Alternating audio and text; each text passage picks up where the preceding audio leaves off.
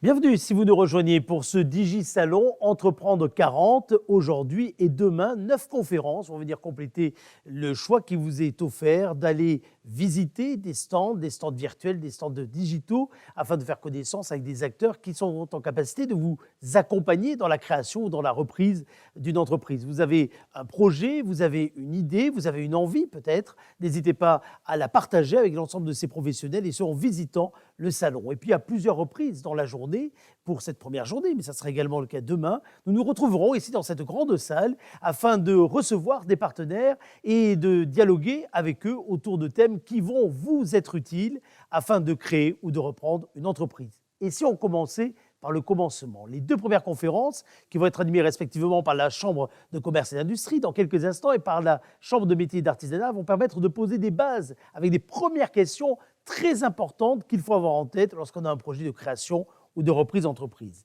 Monique Dupouille nous accompagne, elle est responsable du service création, reprise et transmission d'entreprise à la Chambre de métiers et d'artisanat des Landes. Bonjour Monique. Bonjour Eric. C'est vous qui allez ouvrir ce cycle de conférences d'une vingtaine de minutes que vous pourrez revoir en replay à l'heure de votre choix, au moment de votre choix, que vous pourrez partager également sur les réseaux sociaux ou bien que vous pourrez partager avec les personnes avec lesquelles, pourquoi pas, vous abordez votre projet de création ou de reprise. Premier thème, on va parler du parcours justement de création et de reprise d'entreprise. Vous êtes venu avec un document qui va en quelque sorte permettre de jalonner le parcours du créateur. Ce document, comme l'ensemble d'ailleurs de ces présentations que nous vous donnons à l'oral, vous qui nous suivez, vous pourrez les retrouver sur la plateforme et pourquoi pas vous en inspirer, voire plus, vous les gardez à côté de vous pour les suivre avec, beaucoup de rigueur ou de souplesse, selon les envies, dans votre parcours. Commençons par ce jalon. On va faire apparaître sans plus tarder votre présentation. Très bien. Donc nous allons présenter le parcours de création et de reprise d'entreprise qui se présente sur 4 étapes. Il est important de les respecter et d'être accompagné pour les suivre, ces étapes, afin de démarrer dans de bonnes conditions. Donc la première étape que nous allons voir aussi par la suite, donc l'étape de l'idée. Voilà, j'ai une idée de création ou un projet bien défini. Eh bien, j'ai les compétences ou pas. Donc comment m'est venue cette idée et comment passer ensuite au projet. L'étape 2 étant la cohérence du projet. Est-ce qu'il y a un marché cohérent pour réaliser mon projet? Donc, il y a un marché, c'est très bien. Maintenant, je vais étudier la faisabilité du projet. Est-ce que le projet est rentable? Dans quelles conditions? Est-ce que je peux arriver à dégager du bénéfice ou pas? Et comment je vais me structurer? Quelle est la forme juridique, le régime fiscal, le régime social qui sera le plus adapté donc, à mon projet? Et comment m'y matriculer? Donc, ces 4 étapes, il est important de les suivre et de se faire accompagner. Parce que seul, effectivement, ça va être très difficile. Donc l'accompagnement des chambres de métiers, chambres de commerce et différents partenaires permettront de démarrer correctement et ensuite d'assurer une pérennité.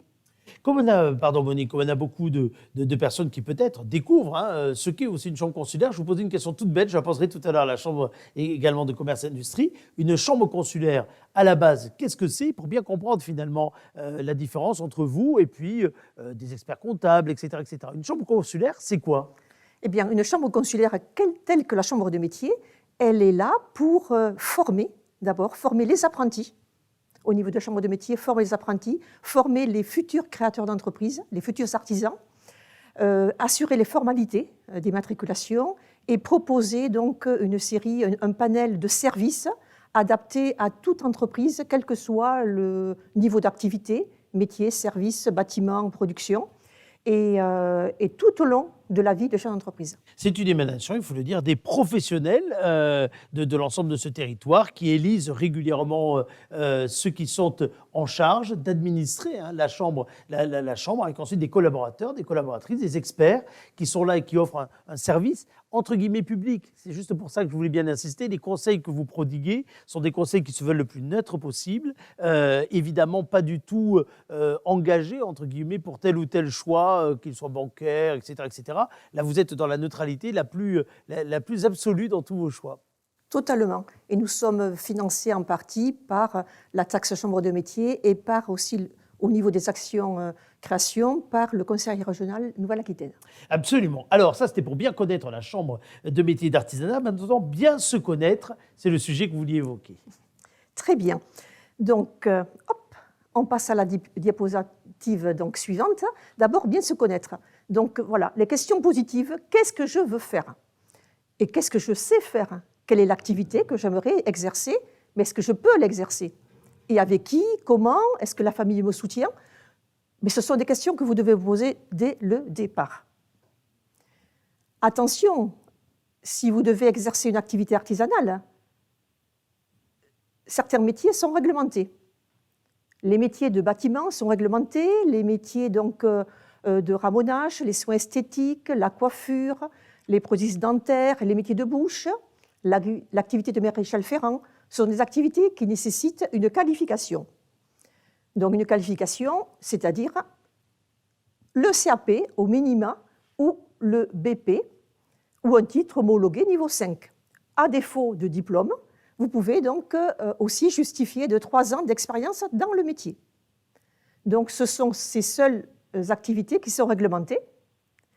Les autres ne le sont pas. Mais il est quand même important, bien sûr, d'avoir une qualification ou de l'expérience qui seront demandées par les partenaires qui sont les banquiers, entre autres.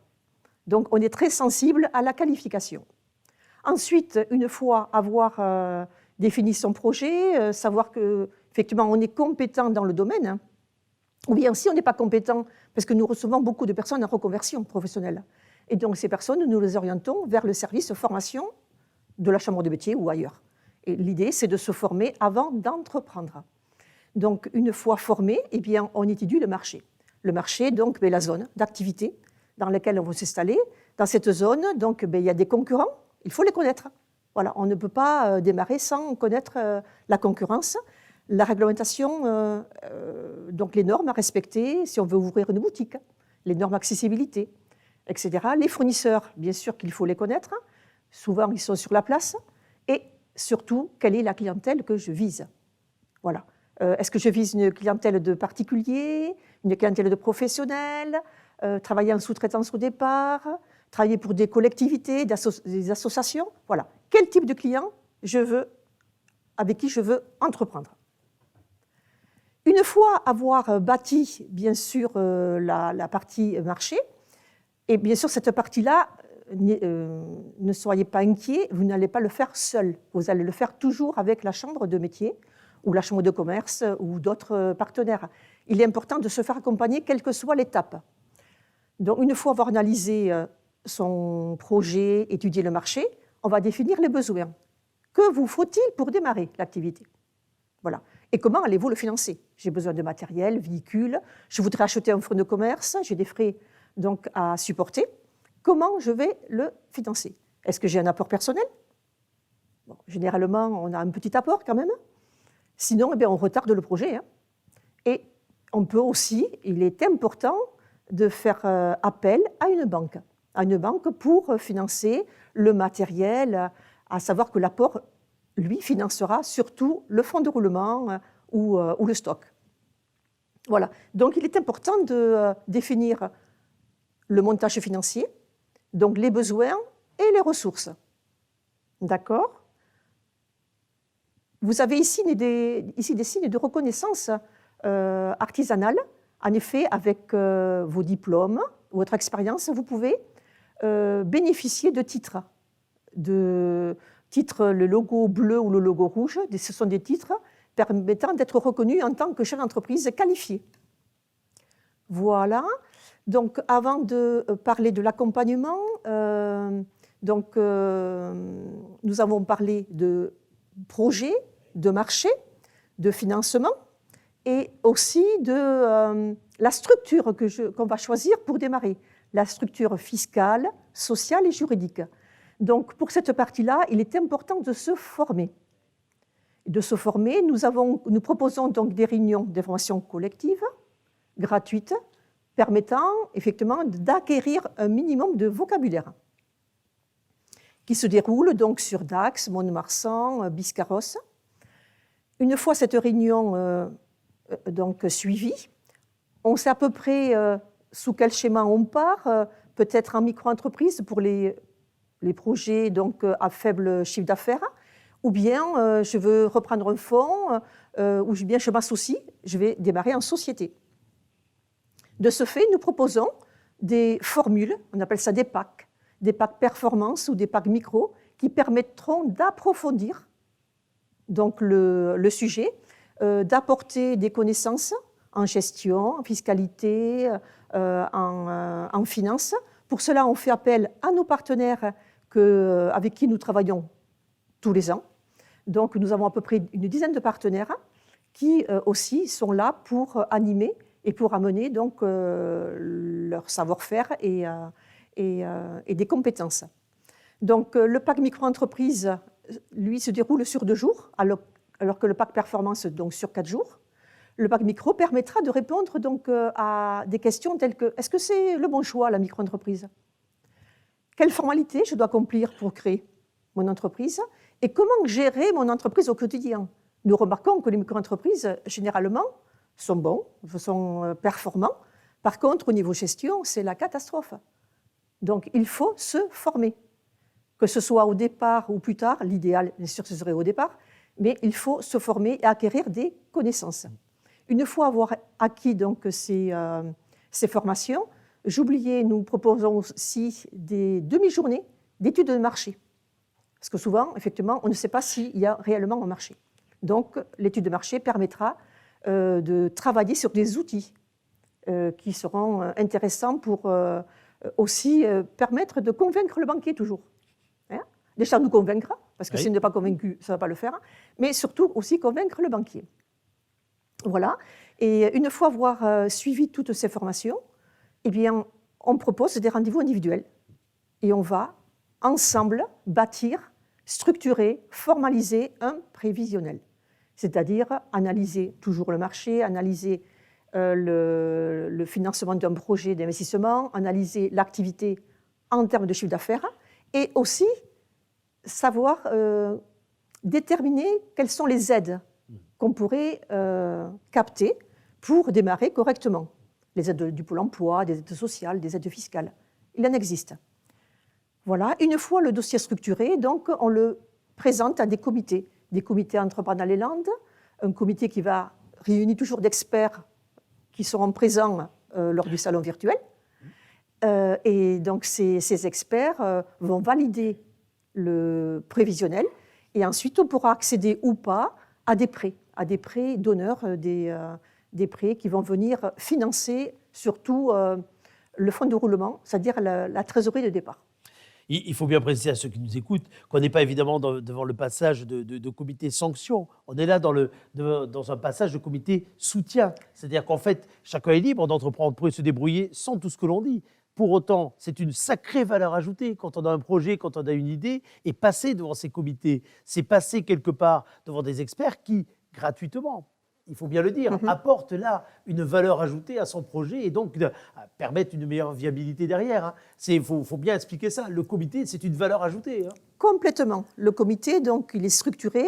Ça fait plus de 20 ans qu'on l'organise et il est là aussi pour rassurer. C'est ça. Rassurer le créateur ou le repreneur d'entreprise.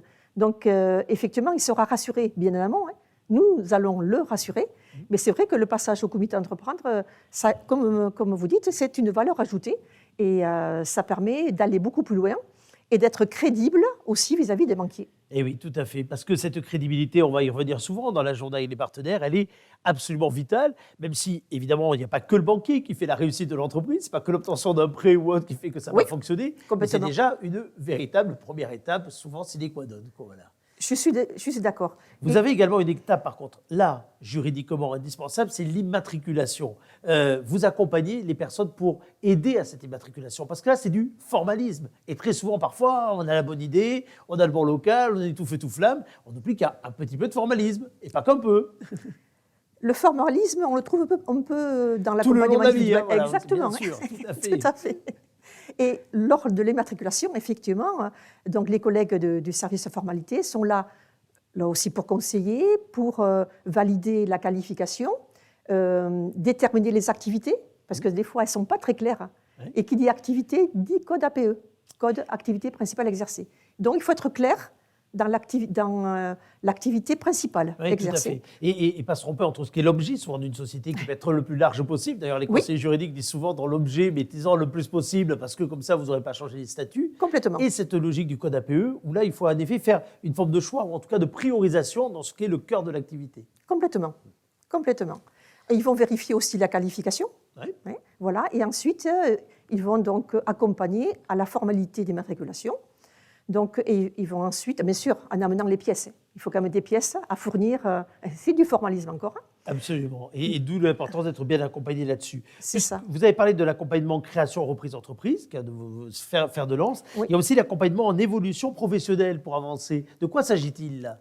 Alors, effectivement, en évolution professionnelle. Donc ça, c'est un parcours qui existe depuis 2 ans, 3 ans, Oui. et qui permet à des personnes qui sont démissionnaires, Oui. en reconversion ou démissionnaires, eh bien, de pouvoir choisir ce CEP, Conseil en évolution professionnelle, pour bénéficier aussi des avantages du Pôle emploi, c'est-à-dire des aides du Pôle emploi. Donc ça Absolument. n'existait pas, ça existe aujourd'hui. Donc il y a beaucoup de conseillers en évolution professionnelle dans les Landes.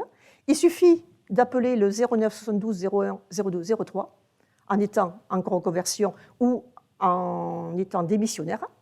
Et grâce à ça, il y aura un accompagnement, un service qui sera gratuit, un accompagnement qui sera individualisé et proche de chez soi. Alors, pour terminer, je voudrais qu'on évoque un dernier point qui est la partie transmission-reprise. Parce que souvent, là, on va parler de création. Alors, on imagine bien le créateur, celui qui se lance véritablement, qui se reconvertit. Mais il y a aussi toute la logique de transmission. Et c'est absolument important de se dire ça parce qu'il y a un vivier incroyable de très belles entreprises, souvent artisanales. Enfin, dans l'artisanat, c'est un vrai vivier. Mais c'est également le cas dans le petit commerce, également, ou bien dans les entreprises de services. Ces entreprises, aujourd'hui, ont souvent été mises en place, créées par des personnes qui s'approchent de l'âge de la retraite ou qui vont partir vers d'autres aventures personnelles. C'est d'autant plus vrai qu'on arrive à un moment de notre démographie dans le pays où on a beaucoup de cédants, on le voit bien dans les âges. Et donc, il faut également qu'on parle beaucoup de transmission et de reprise. Et là, vous vouliez insister sur le fait que c'était aussi un parcours et que la rencontre entre l'un et l'autre, qui est la clé de tout, ça s'organise. Complètement. Pour vous donner quelques statistiques, nous avons aujourd'hui, sur 12 000 entreprises artisanales, nous avons à peu près 25% qui ont plus de 55 ans. Et donc, de ce fait, effectivement, nous devons les accompagner et que la transmission soit le plus réussie possible, à condition qu'ils veulent bien sûr transmettre leur entreprise. Oui, bien sûr. J'aurais commencé par ce prérequis, mais c'est vrai, tout à fait. Et dans cette condition-là, il faut favoriser la rencontre. Exactement. De ce fait, donc, Bruno Ruffia, donc un collègue, il est là pour contacter les artisans, les cédants, qui veulent donc, pour raison santé, retraite, maladie, transmettre leur entreprise. Et donc, il les accompagne en allant chez eux, faire un diagnostic d'entreprise, en évaluant le fonds et en proposant bien sûr des préconisations. À lui ensuite de trouver des repreneurs grâce à des sites internet, tels que la Chambre de métier, c'est ma Land, tels que Transentreprise, BNOA, BPI, enfin voilà, on a pas mal de sites pour cela. Donc on détecte des repreneurs et ces repreneurs, donc nous allons les accompagner comme nous l'avons vu précédemment. Nous allons surtout les faire rencontrer, cédants, repreneurs. Il faut que les cédants aussi puissent voir au niveau du repreneur si vraiment il a la même philosophie. Oui. C'est important aussi. Oui, tout à fait. Parce que le cédant, il a travaillé donc, pendant des années. Il veut que effectivement, cette reprise soit réussie, soit pérenne. Il est important de pérenniser aussi donc, cette transmission d'entreprise. Donc, généralement, il y a une transaction. Il faut. C'est ça, exactement. On y croit. On est très sensibilisé à la reprise d'entreprise, donc il faut valoriser la reprise d'entreprise. Et généralement, quand on accompagne le créateur au départ, on essaie de le sensibiliser vers une reprise d'entreprise. Pourquoi ? Parce qu'on peut gagner beaucoup plus. On a beaucoup plus de revenus en reprenant qu'en créant au départ. Absolument, absolument. Il faut bien se le dire. Et en plus, je redis, il y a de vraies pépites. Allez chercher, à les trouver. Vous êtes là pour favoriser ces rencontres. Alors, n'hésitez pas à vous adresser à la Chambre de métier d'artisanat. On va terminer par là, d'ailleurs, cet entretien. Tout le long de la journée, évidemment, au travers de ce Digisalon, vous avez des petites fenêtres qui vous permettent sur chaque stand, et en l'occurrence sur le stand de la Chambre, de prendre contact directement avec vos conseillers. Peut-être, certains sont-ils déjà bookés en termes de rendez-vous. qu'importe, vous laissez un message et toute l'équipe de la Chambre de métiers d'artisanat, ça sera fait pour la Chambre de commerce d'ailleurs juste après, va vous recontacter très vite si vous le souhaitez pour faire ce petit bilan et encore une fois vous guider et vous faire gagner du temps dans vos prises de rendez-vous. Ensuite, vous avez vos antennes à Mont-de-Marsan, enfin, siège à Mont-de-Marsan, antenne à Dax et à Biscarrosse. Et à Biscarrosse, donc n'hésitez pas à vous y rendre tout le long de l'année. Exactement. Et là, c'est des rencontres physiques, malgré les circonstances, ce sont des rencontres physiques, évidemment, qui sont organisées. Merci beaucoup. On se retrouve à 11h, chers amis. Vous allez pouvoir vous connecter tout à l'heure à 11h pour répondre à une première question. On va répondre à beaucoup de questions aujourd'hui et demain. La question qu'on va se poser tout à l'heure, est-ce que la micro-entreprise, le choix de la micro-entreprise, c'est un bon choix? Monique l'a dit tout à l'heure, pour un chiffre d'affaires qu'on estime limité au départ, pour plein de raisons, on parle souvent de la micro-entreprise. Mais qu'est-ce que c'est vraiment? En quoi est-ce un bon choix ou pas? C'est la Chambre de commerce et d'industrie qui va répondre à cette question tout à l'heure à 11h. À tout de suite.